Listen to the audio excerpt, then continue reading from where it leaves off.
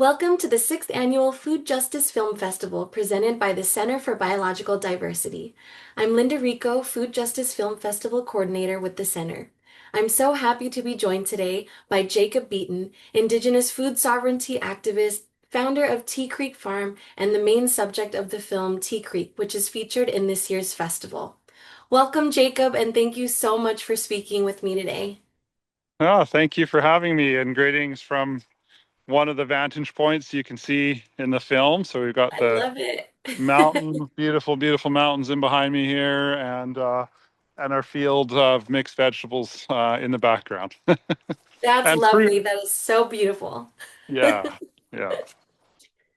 Well, thank you for taking the time again. And yeah, we're so excited to have, you featured this year and have Tea Creek featured. So first off, I just want to say how beautiful the film was.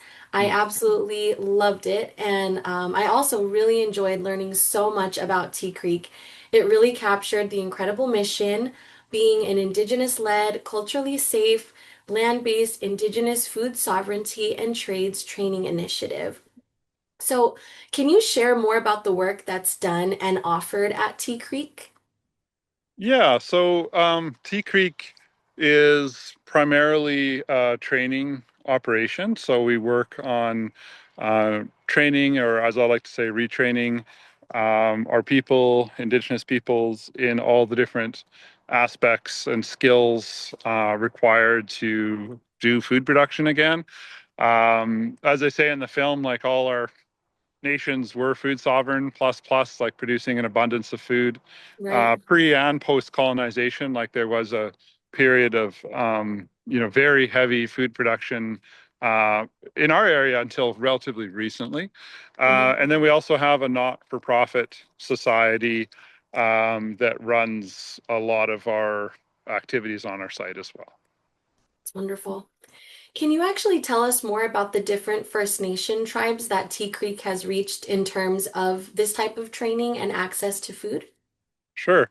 Yeah, so in Canada, where we're based out of, there's about 600 First Nations nations, communities, roughly. Like I'm very roughly giving the number, and then about half of that kind of language, culture, diversity is in the on the West Coast, which is where we are. We currently, like, it depends. I mean, we work with all Indigenous nations anywhere. So we actually have members in our growing network in what's now the United States, Mexico. Hmm. We're connected with the United Nations as well, and I had the honor of attending a United Nations event in Montreal a few years ago Wow. that got to meet Indigenous leaders from around the world that were super inspiring. So in Canada, what's now Canada, we have approximately 70 different First Nations that have reached out to us and are wanting to work with us in different ways. Yeah, so there's a very high level of diversity. I can say for certain that a lot of the nations of the Northwest come here for training or for services, and then beyond that as well. Yeah. Wow, that's so incredible. That's wonderful. Thank you for sharing that. Do you know if any of those First Nation tribes have been able to start their own farms thus far, or are they still sort of getting the training and learning how to do that? Yeah, definitely. So, not a lot of farms, unfortunately. A lot of the production that we see and that we're aware of is small scale. Okay. Um, and so it takes the form more often of community gardening. Mhm. And there's still major legal barriers in Canada for First Nations people specifically to re-enter the agriculture kind of industry, Mhm. and that's part of why we exist. Is that I am First Nations in Canada. I'm what's called a status Indian, Mhm. so a legal Indian, Mhm. and that comes with a number of legal barriers Mhm. in this country. So, as an example, it was forbidden for First Nations people to own land off reserve for quite Right. a long time, and there's still semi-active policies, Mhm. active policies within financial institutions where they're not allowed to loan money to First Nations to purchase agricultural land or supplies, materials. Mhm. So those there's a lot of those barriers. And then when we surveyed First Nations in BC, Mhm. um, we did a two different surveys over 2 years. The number one barrier was access to land. Mhm. And then the second and third barriers were lack of trained people and access to financial resources. Okay. So yeah, there's not an explosion, unfortunately, of Yeah. indigenous agriculture. There's still too many systemic barriers in the way. Yeah, That actually, there's a question I had that I'm going to jump ahead to how the film did highlight this oppressive history that you were talking about yeah, colonial agriculture policy and how indigenous communities have long been affected by these policies that disrupted these traditional food systems. yeah, You answered, a lot of that history when you were just speaking right now. In terms of any new policy, is there anything that has changed or anything that is, um, yeah. improving on that front to improve food access for Indigenous communities? Yeah, I would say, first of all, very importantly, the interest of Indigenous peoples, including First Nations, is off the charts, absolutely off the charts to participate in food production, food economy, traditional food systems, you name it. If it has Right. to do with food, like our people want to do it, and Hmm. it's in our blood. Right. And so we're overwhelmed every year with applications from people wanting to come here, and so that's not the problem. Right. The problem is that we're coming in this country from a place of extreme marginalization, Hmm. extreme, poverty in the cases of many individuals, Hmm. and just the general population, First Nations population. So we're not able to just kind of go buy a $5 million farm for sale and Right. take it over and start running it.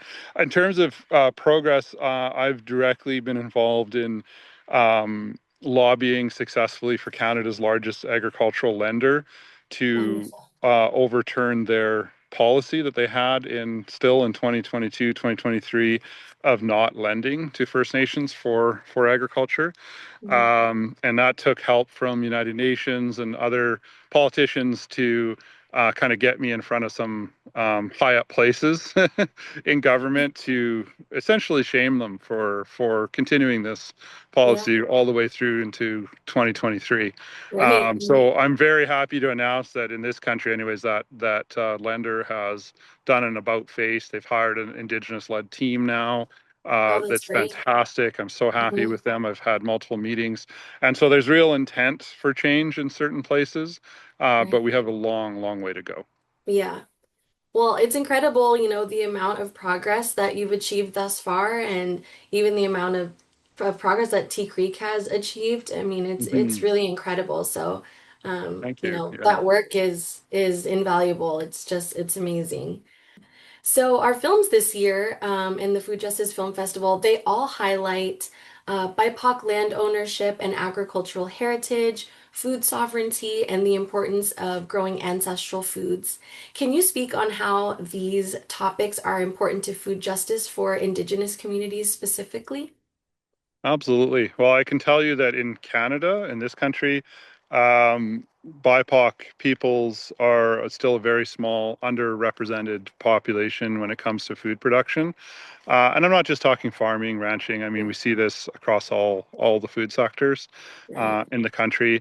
And Indigenous First Nations peoples are by far the smallest. Like we're less than a fraction of 1% of Hmm. the food producing economy in the country currently. So yeah, it's critically important. We also see not a lot of women involved in trades. So it's not just BIPOC, but it's also there's gender issues. Right. So it's incredibly important. And I just keep saying, like, this isn't just a social justice issue. This is an economic issue. Those who are Yes. Hmm. more on the conservative political side, we have a fantastic argument, and it's that, we desperately need workers. We definitely need skilled people.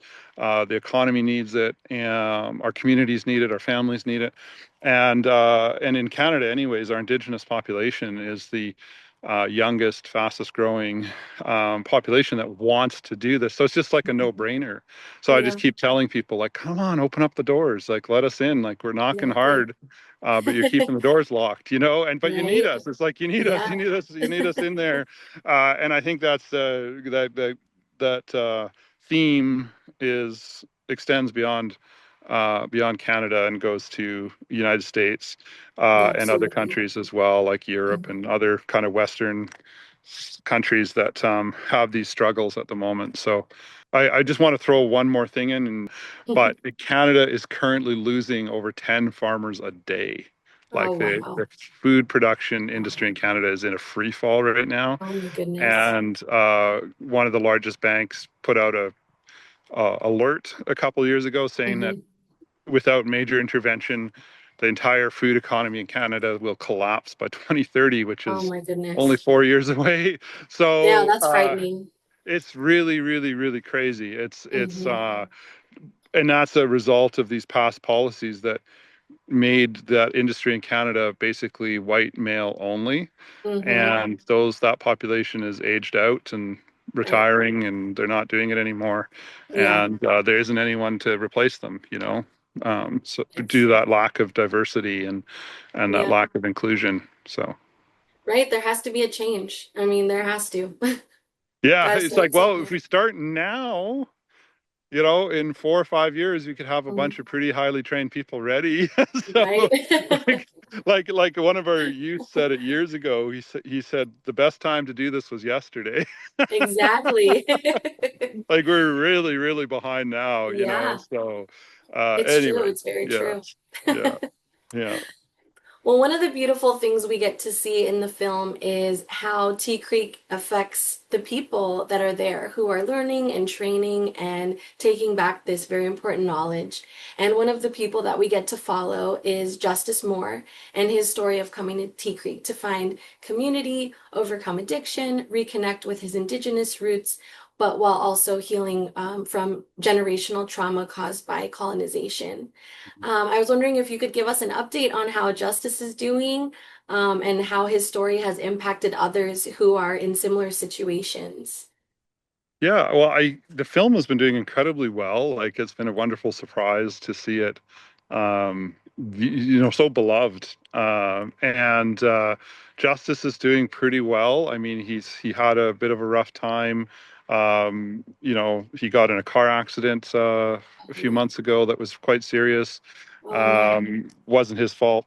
But yeah, he's working. He was here for a couple of weeks this year, helping out on the farm.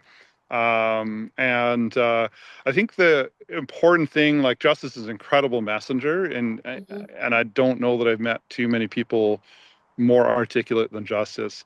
Mhm. Um, Keep in mind we had 200 trainees that year, and when the Wow. filmmakers were here, they were overwhelmed with the quality of the interviews. They ran Right. up to me so many times saying, "We just interviewed so and so. It was the best interview ever. They're definitely going to be the star of the film." And then that must have happened 9 times. Wow. So yeah, and so there's little snippets of the other Hmm. people like saying a Yeah. word or two there, like Samantha, and she's crying, Yes. talking Hmm. about like the words of encouragement if you haven't heard them as a kid, how important they are.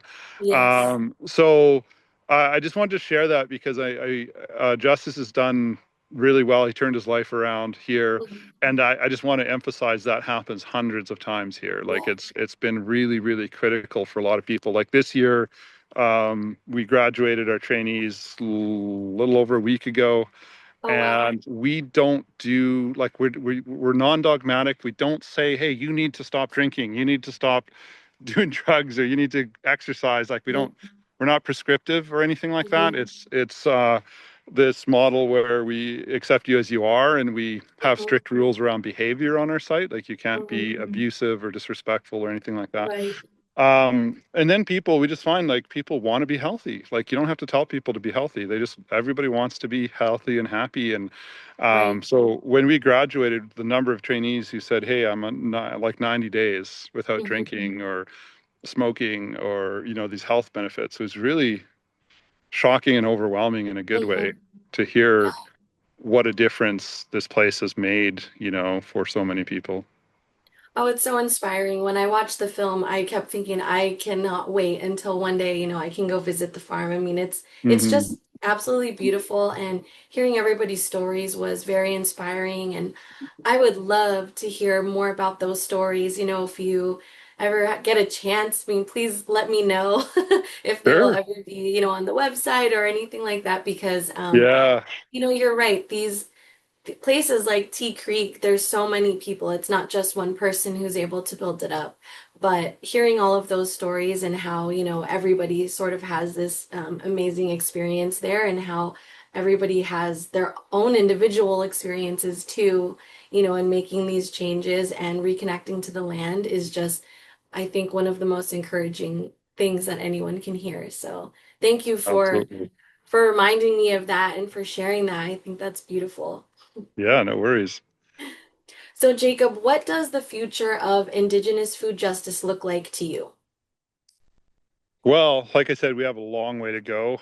To me, it Hmm. looks like what we're doing, which is building a network through our nonprofit society with Indigenous peoples that are like us Hmm. globally.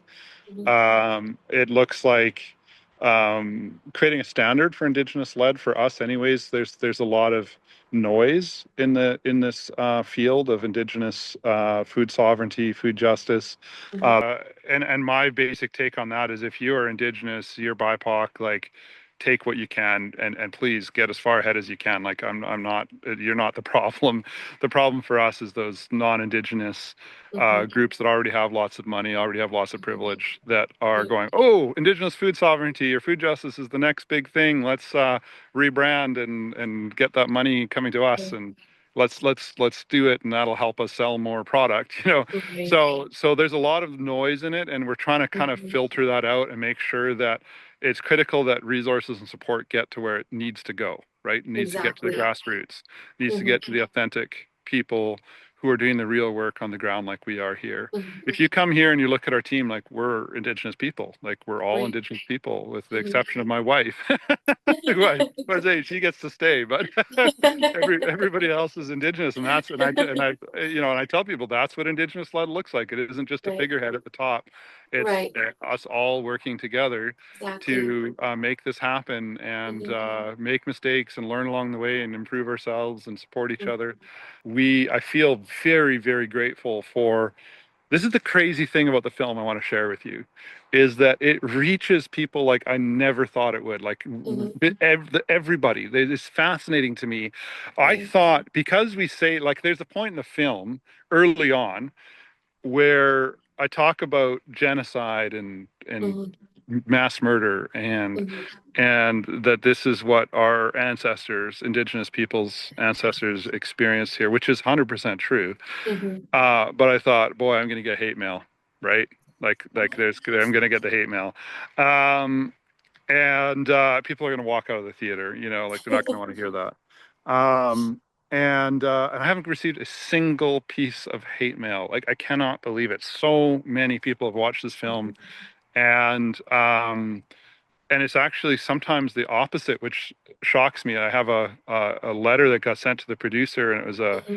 retired food producer Hmm. in this province who his daughter wrote a letter to say, "Hey, I want you to understand how profoundly this film impacted my dad, who's a retired farmer."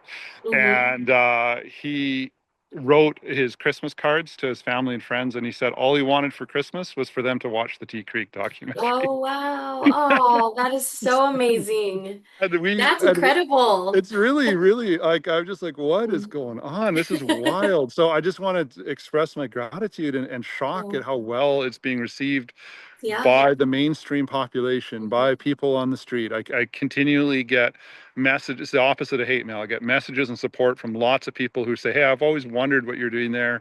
I watched Mhm. the documentary online. Now I get it. I think it's amazing. Keep it up." Um, and then going with that, like the private sector support, like donations Mhm. and private sector support's been going up every year, and it's been Oh, great. wonderful. It's been really That's amazing. great. The unfortunate reality where we live in this part of the world Mhm.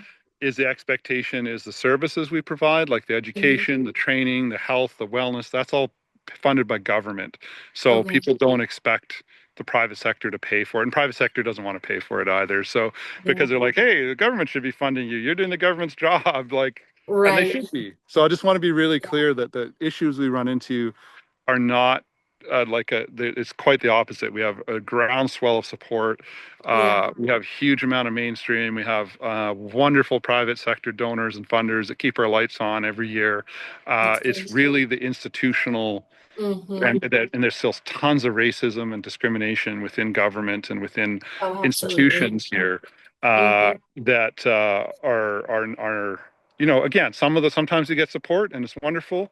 Other times the tops turn off and it's kind of a bit of a shock like it is right now. So Right. but Yeah. it's not the lack of support from folks watching the film. Yeah. It's been that part's been absolutely incredible. Yeah. Yeah, I'm very excited for our viewers to watch it. The festival is in October, and I cannot wait because I really think that it's going to be very eye-opening and people are going to learn just another layer about food justice and learning a lot more about Indigenous food sovereignty. And, these issues are something important to the center, where I work to make sure that they stay elevated, they stay at the Hmm. forefront of the conversation and I can't wait because I know there's going to be some great emails of, how much people love this film and, how they want to support. And that's actually another question I have is, um, how can people support? How can people donate or get involved or, anything with Tea Creek to help keep those lights on longer and help with projects? What can people do? Yeah. So first of all, our lights are going to stay on for the next couple of years, I'm confident, through our nonprofit society. But to be clear, it's just like we're not going to be able to, unfortunately, do what you saw in the film because that's like a Right. very our staffing levels in the film. We had about Hmm. 25 staff to support the 150, 200 plus active trainees we had. We graduated, I think, 193 people in 2023. So we had Hmm. this very healthy staff level to provide all the support to Right. do all the things that you saw in the film. That Hmm. dropped to about 15 last year and then dropped to Okay. 6 this year. So we're operating with 6 people this year. Wow. Oh my So goodness. so we're good. The lights are going to stay on and we can see maintaining like six, for Hmm. the next couple of years. Yeah. But it's just a little it's going to be lighter, right? Like Right. we're figuring out what we can do with the resources we have. So I just want to Hmm. assure people we're not going away. You're going to be able to come visit Good. the farm. We're improving things Hmm. and we're working hard, so that's not going to stop. Yeah. But yeah, in terms of how people can support, sharing the film is a big one. Like we've I feel like we've got a lot of support financially from funders because of the film. Like they've seen it and Right. they want to help. Hmm. So telling like what that fellow did, right? Like, hey, watch the film. Don't buy me something for Christmas. Watch the Creek Yes. film. Maybe don't go that far, but get your Christmas presents too. But Yeah. telling your friends to watch the film, and if you're in this country, like letters of support can really help, or even outside of Canada. If you want to send us a letter of support, you represent a nation or an organization, a tribe. Beautiful. Okay. We can integrate those into our funding proposals to demonstrate broad support. That always helps. Letters to government here in Canada, especially if you're Canadian, you can write a letter calling on them to fund us. Which again, you see at the end of the film, we have a resolution from the Assembly of First Nations Right.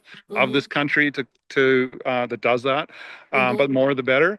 And then lastly, financially, if you want to contribute, there is a donate button on the Tea Creek website. It'll Hmm. take you to our charity partner that will accept a donation on our behalf and send it to our nonprofit society. So that's the financial way that people can contribute. And you can do monthly or you can do one time through that portal. Wonderful. And if people are going to write a letter of support, should they use the address that's on the website or should Yeah. they use the address of the Okay, Yeah. perfect. Yeah. Use our address. Okay. Both our nonprofit society and Tea Creek use the same address. Yeah. Wonderful. Yeah. Well, that is so great. Can you, before we end the interview, can you share with our viewers one more time, what you guys are harvesting right now? You said mentioned potatoes. Yeah. So we're doing our potato harvest right now. It's been a drought year again, like you saw in the film. It's a very challenging harvest. Yeah. We didn't get quite enough water on the potatoes, Mhm. but it's our main food sovereignty crop, so it's very important to us. It's supposed to start raining finally Okay, on perfect. Thursday, which is the Hmm. day after tomorrow. And harvesting potatoes gets ugly in the mud, so we're trying to get them out of the ground, but it's slow going. We got about 10% done this morning, so we're Okay. gonna have to figure out a way to speed it up in order to get it done before the rains come. But yeah, we're growing potatoes up there, and then in behind me here, we've got mixed vegetables like cucumbers, melons, tomatoes, corn, cabbage, broccoli, um, beets, and all kinds of different vegetables down here. And we've Yeah, already given away many thousands of pounds to the community here. We're harvesting every day. We wash them, we package them, we put them in our cold storage, and then on Fridays we do free giveaways at the farm. People can come get their food. So incredible. Sounds yeah, delicious. Makes me hungry. yeah. Oh, it's good food. It's good food. We're lucky.